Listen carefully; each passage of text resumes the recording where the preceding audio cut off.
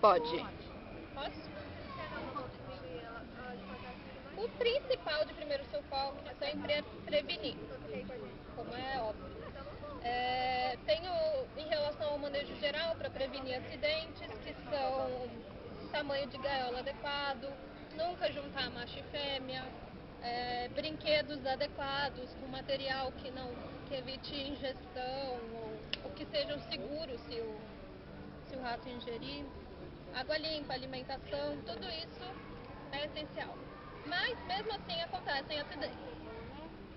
Aqui eu listei alguns dos principais, mas tem vários outros.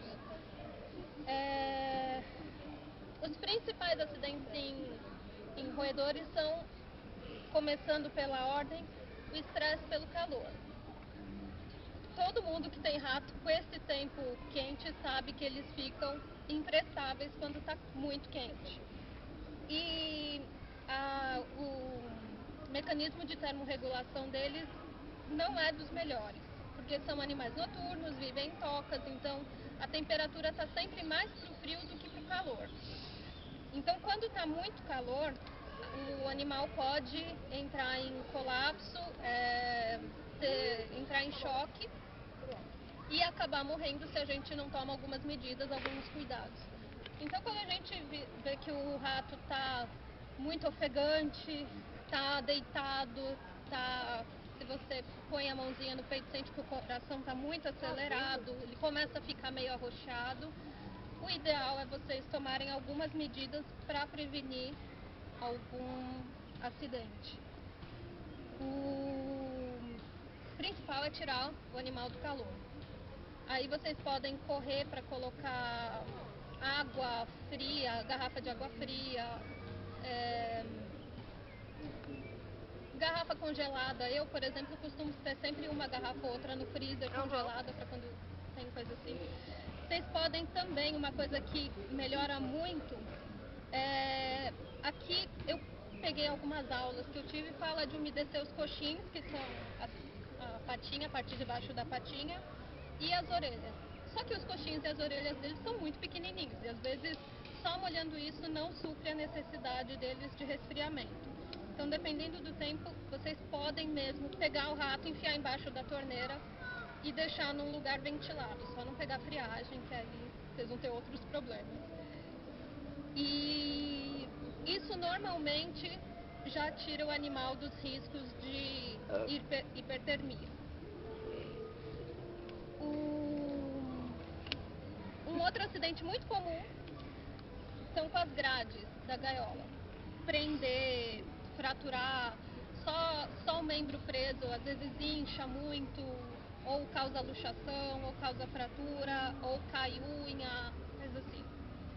Primeiro que não adianta ficar desesperado, que também às vezes é pior. Segundo que vocês, se durante o acidente tiver sangramento, vocês têm que lavar. Normalmente a gente lava com soro fisiológico, não água e sabão e tudo, porque às vezes é até mais difícil de secar, de controlar, de enfiar o bicho embaixo da torneira, lavar. A gente joga soro fisiológico para limpar e se estiver sangrando muito, gaze. Pega gaze, comprime aonde está, conta 5 minutos, vocês vão ver que o sangramento vai diminuir. O ideal, se vocês perceberem que está muito inchado, está torto, o ângulo da pata está estranho, tem alguma coisa errada, manter o animal num lugar separado dos outros, numa gaiola que eles não tenham onde escalar. Às vezes é legal ter aquelas caixas plásticas para lugar para acidente, essas coisas que vai controlar melhor o ambiente que eles ficam. Manter eles calmos, isolados. Às vezes é legal cobrir onde a gaiola que eles estão, porque a escuridão deixa eles mais calmos, e levar para o veterinário. E se o acidente foi uma queda, coisa assim, aí tem que tomar um pouco mais de cuidado. Às vezes o animal cai no chão e sai andando. Isso não quer dizer que ele está bem, porque como ele é pequeno, os órgãos dele são muito frágeis, às vezes caindo no chão pode romper baço, fígado, ter alguma fratura interna, e isso pode dar muito problema. Então o ideal, se caiu no chão, primeiro espera para ver a reação dele. Se ele não se mexe, se ele não sai andando, pega com muito cuidado, porque ele pode ter fraturado a coluna, de preferência com alguma coisa estável, uma tábua, algo reto, que vocês possam pegar ele e levar para o veterinário, coloca na gaiola, deixa calmo, cobre, sem lugar para ele andar muito, e leva para o veterinário. Se ele saiu andando, separa mesmo assim e deixa em observação, porque eles podem mais para frente apresentar algum comportamento alterado, que pode ser sinônimo de alguma coisa, algum problema que causou na queda. Depois de um tempo, 1 ou 2 horas, vocês podem pegar, tentar apertar um pouco a barriga delicadamente para ver se ele sentem dor, porque rompimento de baço, rompimento de fígado, fratura interna das costelas causa muita dor na região do abdômen. Então, se vocês pegam, sentem que eles tensionam muito, tá? Que eles gritam, coisa assim, aí é melhor ficar um pouco mais atento e de repente levar ao veterinário. Outra coisa que eu não sei se é comum com ratos, eu sei que com gerbil é muito comum, mas eu sei que pode acontecer. É o desenluvamento da cauda, que é quando a pele inteira da cauda solta. É feio, é uma coisa muito feia e costuma sangrar bastante, mas não é algo tão ruim assim quanto pode parecer.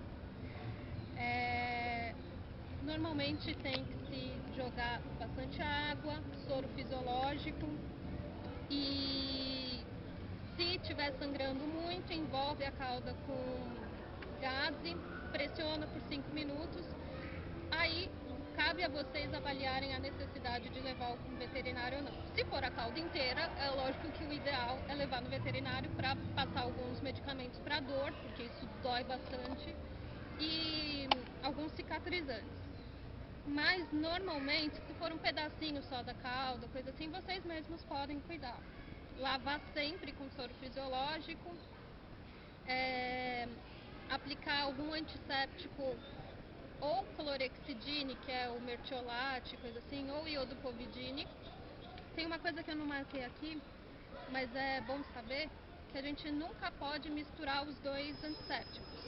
Mertiolate, que é clorexidine, que é mertiolate, esses transparentezinhos, não podem nunca misturar com o iodopovidine, que é aquele laranja que mancha tudo. Os dois são muito bons, mas quando juntos, eles anulam o efeito um do outro. Então, aí não adianta nada. Às vezes, existem pomadas cicatrizantes que, dependendo do tamanho do ferimento, a gente pode usar. Qual é o nome? Vulketam, por exemplo, é uma pomada veterinária. No Dexacreme também. Oi? No Dexacreme também dá pra usar. Também tem alguns sprays cicatrizantes veterinários também. O importante é observar bem, porque eles costumam tirar curativos. Se vocês avaliarem necessidade de curativo, eles costumam arrancar curativo. Às vezes para arrancar o curativo, eles acabam se machucando, mordendo, coisa assim, acaba piorando o acidente. E eles lambem muito também, então tem que avaliar se vale a pena ou não passar algum cicatrizante, porque eles vão lamber e alguns deles não são bons para injeção, acabam intoxicando.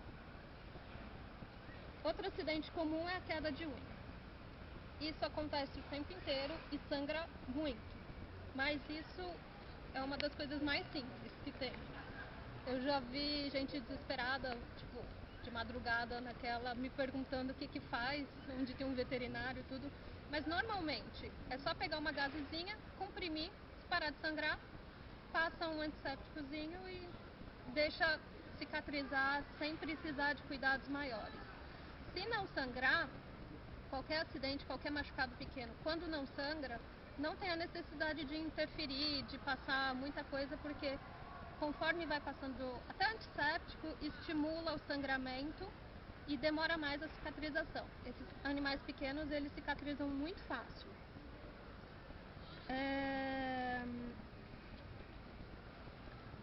Bom, dos que estão aqui, eu acho que eu já falei de todos. Micoplasmose é outra coisa, é uma outra emergência que é comum. Às vezes o animal ele começa a ter uma crise respiratória que vocês precisam interferir antes de levar no veterinário. Uma das coisas que acontece muito é eles ficarem muito ofegantes e com falta de ar. O ideal é ter um inalador em casa sempre, para fazer inalação com sorinho fisiológico. Mas caso não tenha o inalador, uma alternativa é o vapor do chuveiro. Agora está em época de falta de água, então de preferência façam isso quando vocês forem tomar banho. Mas deixa o box um pouco aberto, a gaiola em frente ao box. O vapor que sai costuma melhorar a respiração, porque ajuda a fluidificar toda a secreção do pulmão, faz ou sair, eles espirram muito ou eles engolem.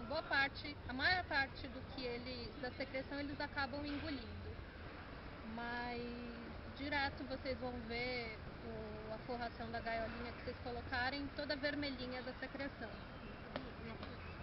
Eu usei já, sabe, nebulizador, né? Aquele negócio que você coloca água pra fazer o passinho. Também é bem útil. Eu já fiz isso com soro fisiológico. A casa inteira ficou assim igual longues, mas legal. Porque eles ficavam muito estressados. Aí todo mundo... Não, o princípio desse vaporizador é o mesmo do nebulizador, que ele é por ultrassom, ele funciona. Sim. E o princípio é o mesmo, de formar a fumaça. Então vocês colocando soro fisiológico, até água filtrada, se não tiver soro, vai ajudar a limpar um pouco o pulmão.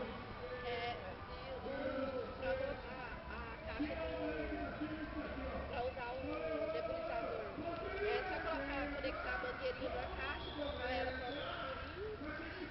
Se for caixa plástica, é só vocês furarem um pouquinho, fazerem uma abertura um pouquinho maior para conectar o encaixezinho do nebulizador e tampar, porque aquele vapor vai ajudar. Se for gaiola, com a minha eu faço em gaiola, então eu coloco uma toalha em cima da gaiola, fechando as laterais e a frente e encaixo o nebulizador, porque o vapor ele fica mais concentrado, porque senão dispersa muito, eles são agitados, eles não vão ficar em frente ao vapor.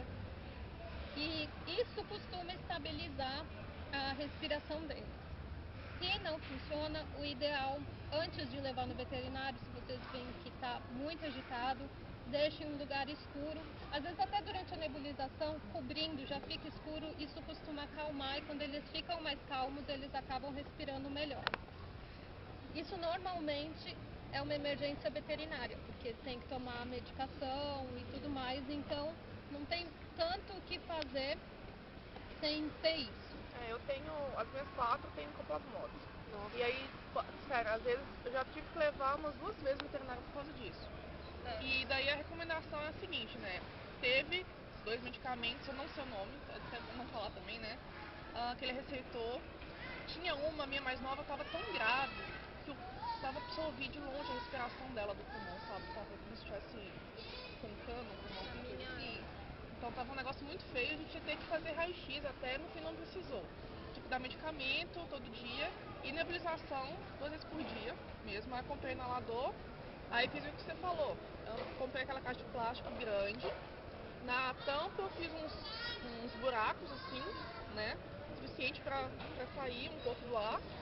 E na lateral eu fiz um buraquinho redondinho, que é o tamanho daquele encaixe do nebulizador, aquela coisinha antes você coloca a máscara, sabe?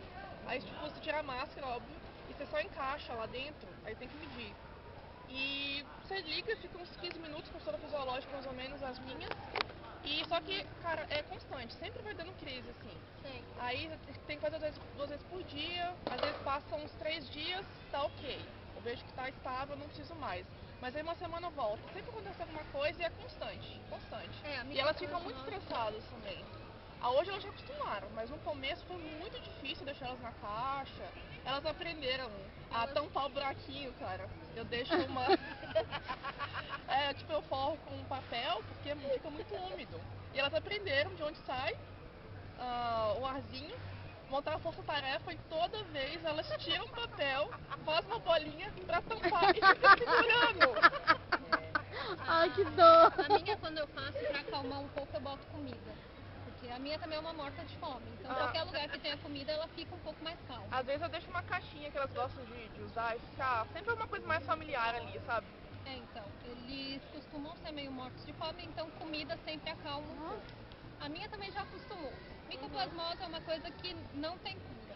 Então, vocês acabam tendo que acostumar com a rotina de... O que é a micoplasmose? É um plasmídio? O que é?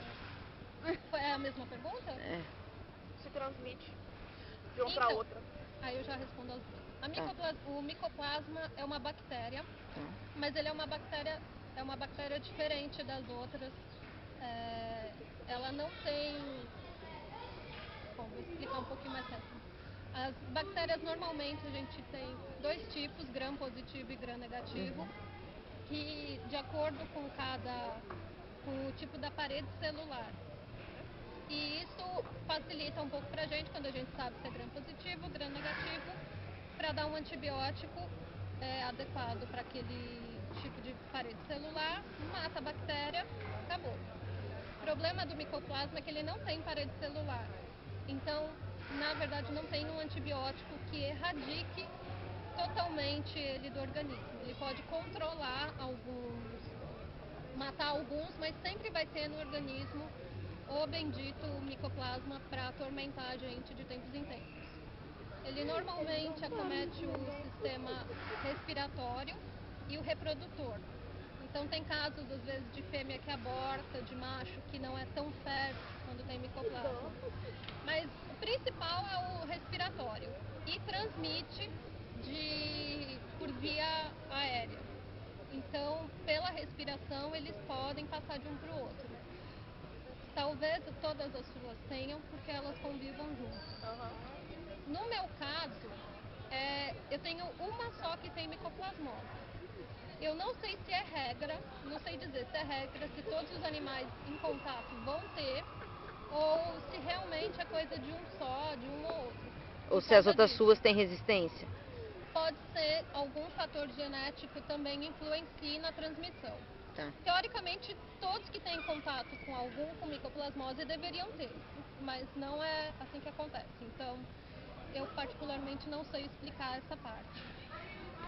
Mas o principal... O que eu li muito, assim, sobre micoplasmose, porque uma coisa que me perturba muito na micoplasmose é a imagem que as pessoas têm, porque por causa dos laboratórios, né, de que se tem micoplasmose, eles matam todos os animais, porque no laboratório tem que ter um nível X de coisas e tal.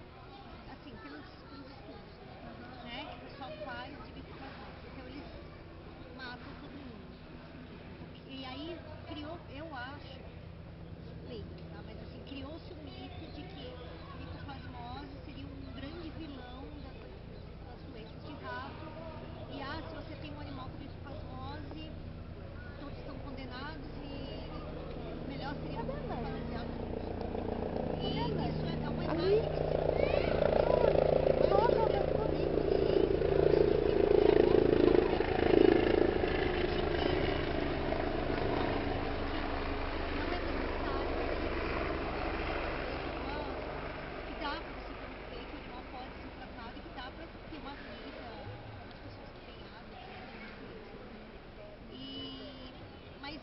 ainda há muito esse mito, somente vira e mexe eu vejo gente falando de micoplasmose como se fosse, sabe, tipo, não tem mais jeito, então já tá condenado, né?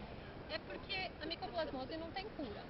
Seria o equivalente à AIDS do rato, porque ela imunossuprime o animal. O rato que tem micoplasmose, ele vai ficar mais suscetível a outras doenças e transmite de um para o outro via aérea. Mas em laboratórios nem sempre eles eutanasiam o animal, por exemplo. Até nisso é mito, depende do tipo de pesquisa que eles fazem. Tem muito o que falam de animal SPF, que são os teoricamente estéreis. Eles são animais que eles não têm Contato com nenhum antígeno. Eles são livres de antígenos de diversas doenças, não de todas, mas da maior parte das doenças, que é para fazer alguns tipos de pesquisa. Mas em outros, você pega tranquilamente ratos com micoplasmose. É muito comum em laboratório. E hoje em dia, a gente trata, tem um tratamento padrão, mas todo mundo sabe que vai ter que repetir ao longo da vida do animal. O que mais a gente vê é a conscientização do proprietário, que vai dar trabalho, que ele vai ser um animal mais fraco, que ele vai ser mais suscetível a outras coisas. Muito provavelmente vai morrer mais cedo que os outros, mas eles vivem bem. Se você cuidar, se você controlar, eles vivem bem. É mais a questão da prevenção, conscientização, você não deixar seu animal exposto a mudanças climáticas de tempo muito bruscas, o que é difícil com esse tempo, entre outras coisas que quando você tem um animal, você vai percebendo que determinadas coisas vão desencadear uma crise. É só você prevenir retirar esses fatores que desencadeiam crise, que você vai conseguir ter um animal bom, estável, por um tempo de vida razoável. A minha, ela tem 3 anos e 8 meses. Nossa. Com micoplasmose. Uma micoplasmose desde que era bebezinha e que ela veio uma pneumonia que quase morreu. Eu trato ela desde pequena, basicamente, com antibiótico 4, 5 vezes por ano. E mesmo assim ela está já um bom tempo viva. Então você aprende a lidar com isso. Mas não tem... A gente não recomenda a eutanásia. Na verdade, a eutanásia também tem sido uma discussão muito grande com animais. A eutanásia só é permitida em animais com alguma doença incurável. No caso da micoplasmose, teoricamente seria permitido. Mas, por ética, a gente só faz em casos terminais, quando o animal está sofrendo, quando o animal não tem mais perspectiva de qualidade de vida. Então isso tem muito a ver com ética profissional e tudo tem mudado. Talvez há pouco tempo atrás tivesse até veterinário que recomendasse você sacrificar o animal, mas hoje em dia já tem mudado bastante. Tinha mais alguma coisa que eu ia falar, mas já acabei esquecendo. O kitzinho? Só para completar também, no meu caso, o que eu reparo que ataca mais a micoplasmose? Tem a questão da mudança climática, mas também, eu tenho uma gaiola gigantesca. E eu limpo ela toda, lavar com sabão e tal, a cada 2 dias. Mas, por exemplo, tem a caminha das ratas, eu uso muito toalha, que eu lavo, 2 vezes por semana, todas e tal. E, cara, o que acontece? Dependendo se eu deixo mais de 2 dias a mesma toalha, por exemplo, os mesmos panos, que tá com xixi, ataca, assim, muito fácil a micoplasmose. Então, é um desencadeador de diversas doenças respiratórias. E aí, isso é questão de qualquer animal exposto à amônia está predisposto à doença, mesmo que ele não tenha nenhuma doença de base, ele está predisposto a ter pneumonia, qualquer coisa, porque a amônia irrita as vias aéreas, e a irritação das vias aéreas fazem migrar células inflamatórias e um monte de outras coisas que podem dar rinite, sinusite, pneumonia e tudo mais. Então a amônia é uma das coisas que a gente sempre recomenda manter controle. Não tem como evitar porque a urina deles concentra muito. Mas é sempre bom manter controle. Pois é, dá bastante trabalho. Dá. Trocar todos os panos a cada 2 dias. Lavar a gaiola toda a cada 2 dias. Banheiro totalmente separado onde dorme. Nebulização a cada 2 dias. Antibiótico 4 vezes por ano. É foda, cara. Isso, às vezes você até consegue. Por exemplo, as minhas têm um andar só que elas fazem xixi. Elas fazem xixi um pouco em tudo quanto é lugar. Mas tem um que é o banheiro delas pra fazer xixi. Eu não consegui ensinar a fazer na caixinha. Xixi acho que é difícil, viu? Eu também não consegui. Mas aquele tapete, eu sei que é... Aquele paninho, eu sei que é o que vai ter o cheiro de amônia. Então eu troco todo dia um específico. E a cada 3 dias por aí eu limpo toda a gaiola. Então às vezes, se o animal colabora nesse sentido, facilita também. Eu tenho asma, né? Então se eu estou mal, eu vou tomar depois. E aí eu troco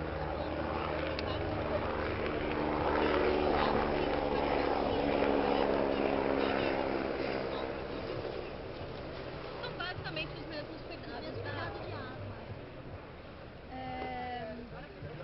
Alguém tem alguma dúvida? Eu tinha mais alguma coisa Você pra vai falar falar, desse kit? A Cani tá com estetoscópio ali pra alguma coisa, não sei o que é. A Nani, desculpa, Tassi. Desculpa, troquei todo mundo. Estetoscópio, termômetro, essas coisas, pra depois, se vocês quiserem ouvir pulmão, palpar, eu posso ensinar algumas coisas que são algumas coisas que a gente faz em consultório, mas também podem ajudar a detectar alguma coisa em casa mesmo. E até por curiosidade mesmo. Tá. O Diogo, ele tem o hábito, toda vez que ele pede, vem aquele Tá, você vai. É pra ver se sempre não tem bom. um calombo novo. Ah, eu lembrei o que eu ia falar. Olho é uma outra coisa que também costuma causar muito ferimento. Normalmente por unha, por briga, às vezes até bateu em algum canto. Normalmente, se o olho tem alguma ferida mais profunda, o ideal é levar no veterinário, porque pode formar uma úlcera e aí é só com antibiótico e tudo mais.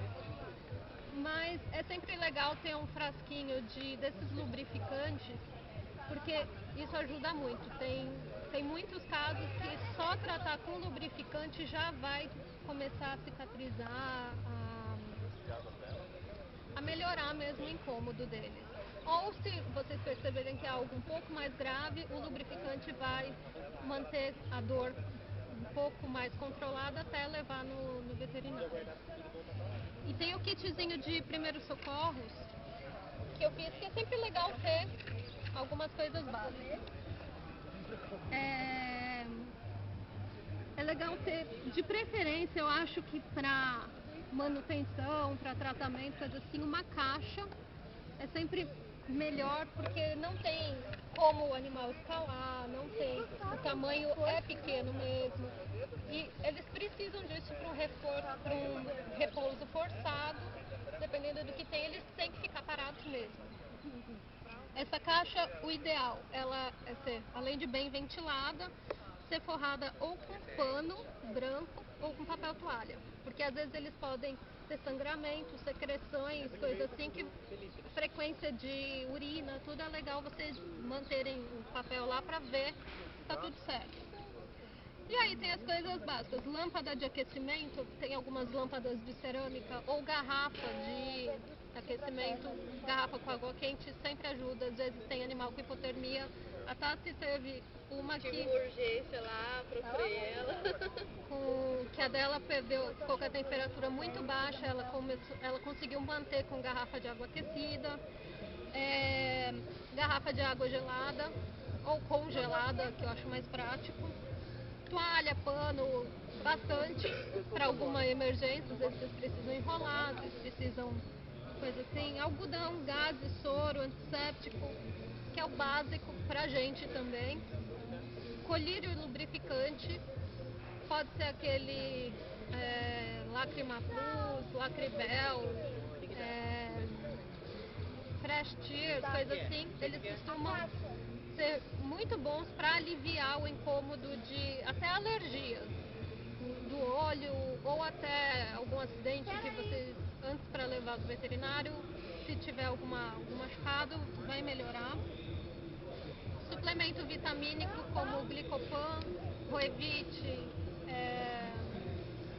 tem alguns outros. Lá, o que ele receitou. Nutrissana. Não gosto mais. Seringa, principalmente essas de 1 ml, porque para dosar medicamento, essas de 1 ml são fantásticas. Papinha de bebê, qualquer animal, qualquer rato doente, ou prenhe, ou convalescente, ou amamentando, é legal suplementar a alimentação, que às vezes eles perdem peso muito rápido. E essas papinhas são fantásticas, eles adoram. São bem calóricas, dão energia, engordam, mantêm o peso e tudo mais. Termômetro. Como é que era o termômetro rápido, por exemplo? Retal? Nossa. Eu trouxe também. Eu Se vi essa conseguir um cara. estetoscópio, às vezes facilita bastante. Eu trouxe também. E, enfim, eu não lembrei, na hora que eu estava fazendo, eu não lembrei de mais alguma coisa para um kitzinho básico. Mas é sempre bom manter mesmo essas coisas separadinhas, porque uma hora ou outra vai precisar com qualquer animal, eles vão se machucar, porque eles se machucam, a gente se machuca, todo mundo se machuca. Enfim, eu acho que era isso. Depois você pode fazer um arquivo no grupo dizendo, tipo, a farmácia pro rato. Esse arquivinho. Eu posso ir mandando Não, assim, de não, medicamento? não de medicamento. Tipo, coisas pra deixar reservado pra caso aconteça alguma coisa. Mas é isso. Vamos fazer uma caixa de emergência. É isso que ela tá falando. Eu sei, é por isso que eu tô falando. Então, eu faço.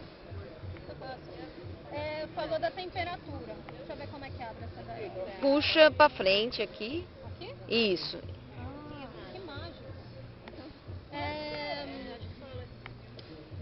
Ixi, isso aqui não era pra vir junto, mas... É incômodo. Bastante incômodo pra ele. Porque não dá pra medir a temperatura pela axila, que é algo mais... Vai ser. Menos É umidade. retal? É igual de bebê? Qualquer animal, a gente mede a temperatura via retal. O problema é o tamanho do termômetro para ele. Existem alguns termômetros de bebê que eles são mais fininhos na ponta. Se alguém conseguir achar, esses são melhores. Mas termômetro comum serve. Hoje em dia O que eu usei lá era desse. hoje em dia não vende aqueles de mercúrio, que pra mim eles são os melhores, são muito mais precisos. Não pode mais vender. Mas, enfim, o termômetro Tem algumas farmácias que ainda vendem. é proibido, né? Então aí é dificílimo de achar. Porque... A gente consegue pra laboratório. Mas só pra autoclave É. e essas coisas. Pra usar com animais humanos não pode. Pra medir a temperatura, Qual que é a temperatura? eu posso, né? Só duvido que ele vai ficar quieto. Qual que é o mais tranquilo pra mostrar? É esse aí. Ele? Tá. O outro É mais humilhante, mas vocês levantam o rabo, tiram o pelo. Normalmente a gente coloca girando um pouco a ponta, porque dói menos para entrar. Se tiver lubrificante, melhor. Melhor. Mas pode ser assim e não dá pra ver. Olha, vai incomodar, meu bem. Vocês enfiam só a pontinha e viram um pouquinho de lado. Por quê? Porque às vezes a ponta do termômetro pode entrar nas fezes. E aí a temperatura vai alterar, não vai ser a temperatura real do corpo. Quando vira de lado, vocês acabam encostando na mucosa e aí vai dar a temperatura do corpo. Isso para qualquer animal, cão, gato, rato, porquinho da Índia, qualquer bicho que vocês forem medir a temperatura é desse jeito. Vocês viram um pouquinho para encostar na mucosa. E eu acho que... Opa, eu acho que eu tô nas fezes, porque tá baixo.